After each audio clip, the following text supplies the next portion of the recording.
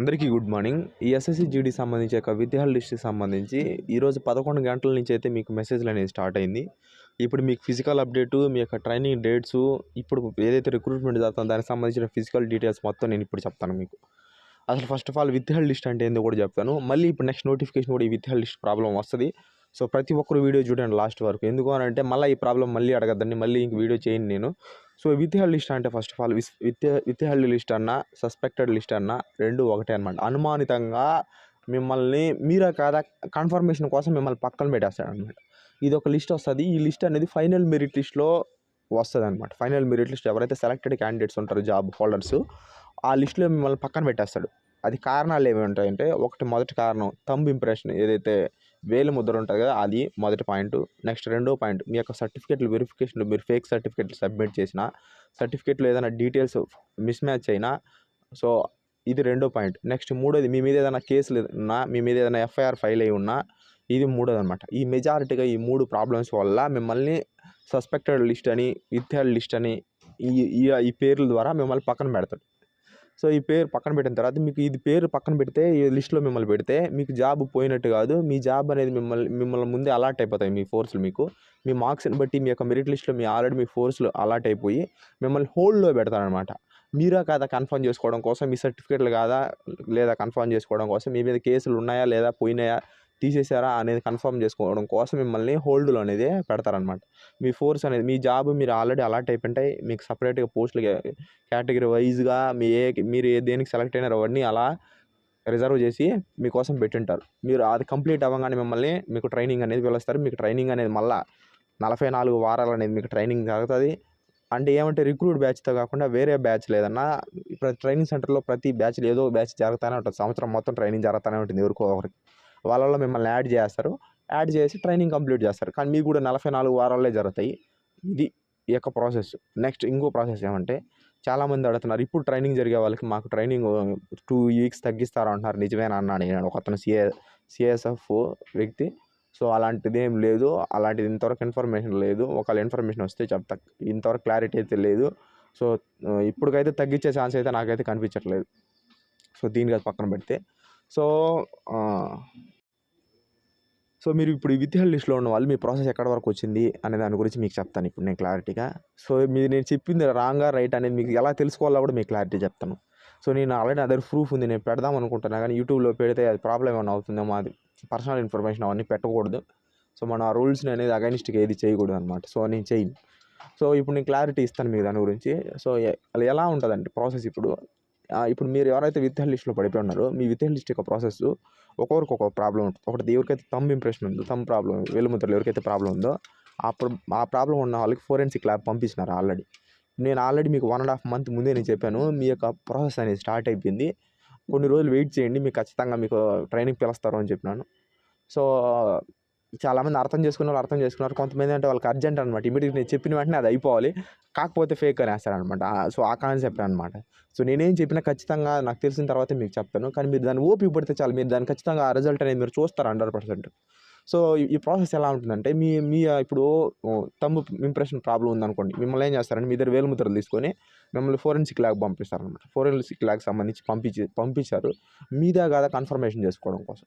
కొంతమంది సర్టిఫికేట్లు verification problem ఉన్న వాళ్ళని ఐబీకి పంపించారనమాట. సో మీద కాదా, ఇంతటికి మీరు పాస్ అయినారా లేదా, ఏంటి మీ ఇన్ఫర్మేషన్ ఏంది, మీ స్కూల్ మీ కాలేజ్ మొత్తం వెరిఫికేషన్ మొత్తం క్లియర్ చేసుకుంటారనమాట. ఇలా ప్రతి డిపార్ట్మెంట్, ఎవరి డిపార్ట్మెంట్ వాళ్ళకి ఏ ప్రాబ్లం ఉందో ఆ ప్రాబ్లం వాళ్ళ డిపార్ట్మెంట్కి ఆల్రెడీ మీ డేటా అనేది వెళ్ళిపోయింది. ఎవరంటే first of all CRPF nodal office. ఇప్పుడు మనకి ఏదైతే ఆర్పిఎఫ్ నోడల్ ఆఫీస్ అంటారు చూడు, అట్లా ప్రతి దానికి నోడల్ హెడ్ క్వార్టర్స్లో ఉంటాయి, దాని యొక్క రిక్రూట్మెంట్ సెంటర్లో ఉంటాయి అనమాట. సో ఈ సిఆర్పిఎఫ్ నోడల్కి సంబంధించి నోడల్ ఆఫీసర్ ఆఫీస్ ఏం చేస్తుందంటే మీ దగ్గర డేటా మొత్తం కలెక్ట్ చేస్తుంది అనమాట. మొత్తం ఎవరి డేటాలో వాళ్ళకి పంపిస్తుంది. ఏ ప్రాబ్లం ఉందో ఆ ప్రాబ్లం, ఐబీ ఉంటే ఐబీ వాళ్ళకి, ఫోరెన్సిక్ ల్యాబ్ ఉంటే ఫోరెన్సిక్ ల్యాబ్ డేటా అంతా పంపిస్తుంది. ఇద్దరికి ఈడా కాదా, కరెక్టా అవునా కాదా, ఇతని పర్ఫెక్ట్గా ఉన్నాడా లేదా కనిపెట్టాడని చెప్పి వాళ్ళు డేటా పంపిస్తారు. ఆ డేటా పంపించిన తర్వాత మళ్ళీ వాళ్ళు ఏం చేస్తారు, వాళ్ళు వెరిఫై చేసి ఆ డేటాను తిరిగి మళ్ళీ ఏం చేస్తారంటే సిఆర్పిఎఫ్ వాళ్ళు పంపిస్తారు. అవును ఇతను కరెక్టే, ఇతను చిన్న ప్రాబ్లం వల్ల ఇలా అయిందని చెప్పి డేటా పంపిస్తారు. అప్పుడు సిఆర్పిఎఫ్ వాళ్ళు ఏం చేస్తారంటే నిన్ను కన్ఫర్మేషన్ చేస్తారు. వాళ్ళు ఇచ్చిన డేటా ప్రకారం నిన్ను చెక్ చేస్తారు. చెక్ చేసిన తర్వాత ఓకే ఇతను కన్ఫర్మేషన్ అని చెప్పి వాళ్ళు ఇచ్చింది ఫైనల్ అనమాట. ఏదైతే ఫోరెన్సిక్ ల్యాబ్ ఇస్తారో వాళ్ళు ఇచ్చింది ఫైనల్. ఇచ్చిన తర్వాత వీళ్ళు తీసుకొని సిఆర్పిఎఫ్ వాళ్ళు ఏం చేస్తారంటే ఆ డేటాను మొత్తం పూర్తిగా ఎస్ఎస్సి వెబ్సైట్ వాళ్ళు పంపిస్తారు. ఎస్ఎస్సి వెబ్సైట్ వాళ్ళు పంపించిన తర్వాత రివైజ్డ్ రిజల్ట్ అంటారు అనమాట. వాళ్ళు ఏం చేస్తారంటే ఎస్ఎస్సి వెబ్సైట్ వాళ్ళు సో ఈ ఫోర్స్ వాళ్ళు ఇంతమంది సెలెక్ట్ అయ్యి ఉన్నారు, వీళ్ళ డేటా ఉందని చెప్పి ఈ డేటాని ఏం చేస్తారంటే మీరు ఏ ఫోర్స్కి అయితే సెలెక్ట్ అయ్యి ఉన్నారో, మీరు ఒకరు సిఆర్పిఎఫ్ సెలెక్ట్ అయ్యి ఉంటారు, ఒకరు ఎస్ఎస్బికి సెలెక్ట్ అయ్యి ఉంటారు, ఒకరు అస్సాం రైఫిల్కి సెలెక్ట్ అయ్యి ఉంటారు, ఇంకొకరు ఐటీబీకి సెలెక్ట్ అయ్యి ఉంటారు.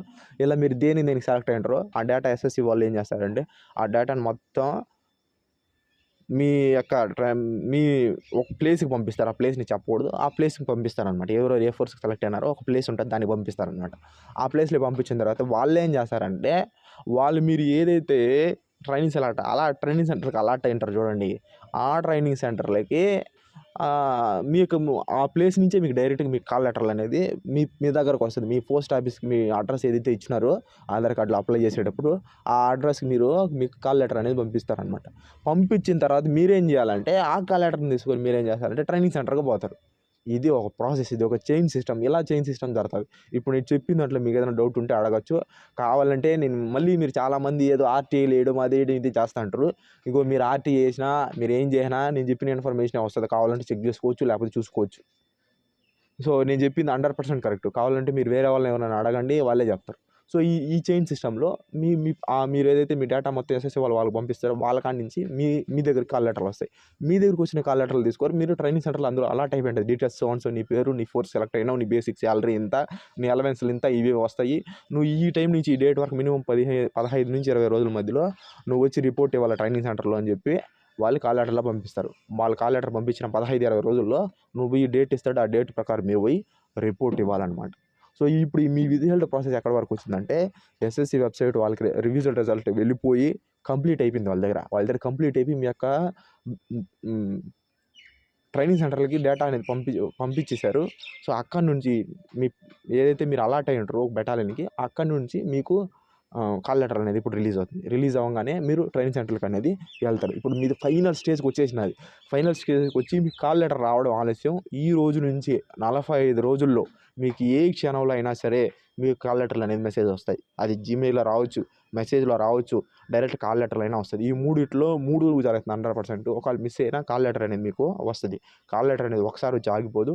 మినిమం 3 నుంచి 4 సార్లు వస్తుంది. జాయినింగ్ సమయంలో 3 నుంచి 4 సార్లు ఏదో వస్తూనే ఉంటుంది. సో మీరైతే భయపడాల్సిన పని లేదనమాట. సో ఈ 45 రోజుల్లో కొంతమందికి అక్కడున్న ఒక్కొక్క ప్లేస్ని బట్టి ఒక్కొక్క రకాలుగా ఉంటుంది. కొంతమంది స్పీడ్గా లెటర్ పంపిస్తారు, ఇంకొంతమంది లేట్గా పంపిస్తారు. ఒక ఫోర్స్ త్వరగా పంపిస్తుంది, ఇంకో ఫోర్స్ చాలా లేట్గా పంపిస్తుంది అనమాట. సో ఒకరికి వచ్చేసినంత మాత్రం ఇంకొకరికి మనకు ఆగిపోయిందనే డౌట్తో పెట్టుకోవద్దండి.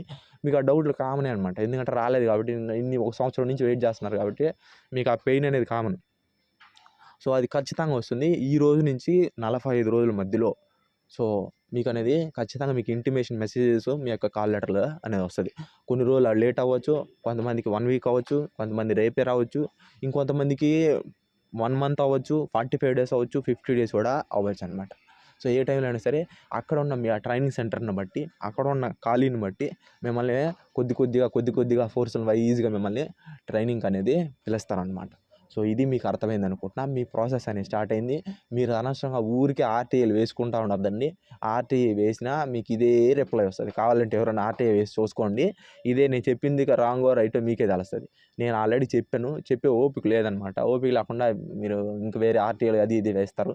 సో ఊరికే వేయొద్దండి, ఊరికే టైం వేస్ట్ అనవసరంగా. సో మీకు 100% మీ ప్రాసెస్ స్టార్ట్ అయిపోయింది. ఏ క్షణంలో అయినా సరే మీకు కాల్ లెటర్లు వస్తాయి, ఏ క్షణంలో అయినా మీకు జీమెయిల్ అనేది వస్తుంది అనమాట. సో మీరు ట్రైనింగ్ అనేది రెడీ అవ్వండి, బాగా ప్రాక్టీస్ చేయండి రన్నింగ్. తర్వాత ఇంకో పాయింట్ ఏమంటే ఫస్ట్లో ట్రైనింగ్ అనేది కొంచెం కష్టంగా ఉంటుంది. సో కొంచెం ఏమంటే ఫస్ట్ పోగానే ఒక ఎగ్జైట్మెంట్తో ఇక్కడి నుంచి అక్కడ పోతారు. అక్కడ పోయిన తర్వాత కొంచెం ఇబ్బంది అనిపిస్తుంది. అయ్యో ఏంటి ఇంత కష్టంగా ఉంది, ఇలా కొడతారు ఏంటి, ఇలా చిన్న ఉంటాయన్నమాట. సో దాన్ని చూసి మీరు భయపడి మళ్ళీ రిటర్న్ వచ్చేయడం, జాబ్‌ని వదిలేయడం ఇలాంటి పనులు చేయొద్దండి. ఎందుకంటే ఫస్ట్‌లో కొంచెం కష్టం, ఒక 2-3 మంత్స్ వరకు కష్టంగా అనిపిస్తది. తర్వాత సూపర్‌గా ఉంటుంది. తర్వాత శాలరీ స్టార్ట్ అయిపోతుంది ఎవ్రీ మంత్. హాయిగా శాలరీ జీతం 33,000 పైన వస్తది ఇప్పుడు. స్టార్టింగ్‌లోనే 33,850 అంత సంథింగ్ వస్తాంది ఇప్పుడు. సో అంత శాలరీ మన ఇంటికాడ పోయినా కూడా ఇవ్వడు. హాయిగా అంత డబ్బులొస్తుంది. హాయిగా కోరింది తినండి, హ్యాపీగా ఉండండి. మంచి ఫిజికల్ ఫిట్‌గా తయారవుతారు. మీరు ఇంటికాడ ఉన్నా సరే అంత ఫిజికల్ చేయలేరు. ట్రైనింగ్ సెంటర్‌లో అంత చేయగలరు. ఫిట్ ఏ రోగాలు రావు అంత త్వరగా. సో అంత ఫిట్‌గా తయారవుతారు. ఒక జవాన్‌లాగా తయారవుతారు. ఎలాగో జాబు ఉంటది, హ్యాపీగా ఉంటారనమాట. సో కొన్ని రోజుల కష్టాలుంటది. ఆ కష్టాన్ని భరించుకొని తట్టుకునేవాడే జవాన్. దాన్ని వదిలేసి వచ్చినాడంటే వాడు ఇంక ఎదవ అవుతాడు ఇంటికొస్తే. సో దాన్ని గుర్తుపెట్టుకొని ఎవరు ట్రైనింగ్ జాబ్‌ని వదిలేసి ఇన్ని రోజులు అవస్థలు పడినారు. సో దీనికోసం వెయిట్ చేస్తున్నారు కాబట్టి ఎలాగో వచ్చే స్థితి వచ్చేసింది కాబట్టి సో వెళ్ళిన తర్వాత మళ్ళీ రిటర్న్ అనేది ఇంటికి రావద్దండి. మళ్ళీ నేను వచ్చేసినానన్న అని చెప్పి మాత్రం ఇన్‌స్టాగ్రామ్‌లో మెసేజ్ చేయొద్దండి. సో చాలామంది కొన్ని వందల మంది మెసేజ్ చేశారు. ఒకరిద్దరు కాదు, కొన్ని వందల మంది. నేను ట్రైనింగ్ తట్టుకోలేక ఇంటికి వచ్చేసినానన్న అని. ఇప్పుడు ఇంటికాడ పనులు చేసుకుంటున్నారు. సో ఇలాంటి పరిస్థితి అనేది మీరు పెట్టుకోవద్దండి, రావద్దండి. కష్టమైనా నష్టమైనా అక్కడే భరించండి. సో ఇది దీనికి సంబంధించి యొక్క ప్రాసెస్.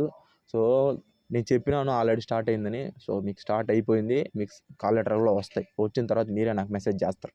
సో ఇది వీడియో. Thank you. తర్వాత ఇంకోటి ఏమంటే ఫిజికల్‌కి సంబంధించి ఇప్పుడు వాళ్ళ ప్రాసెస్ విత్‌హెల్డ్ ప్రాసెస్ అనేది కంప్లీట్ అయిపోయింది.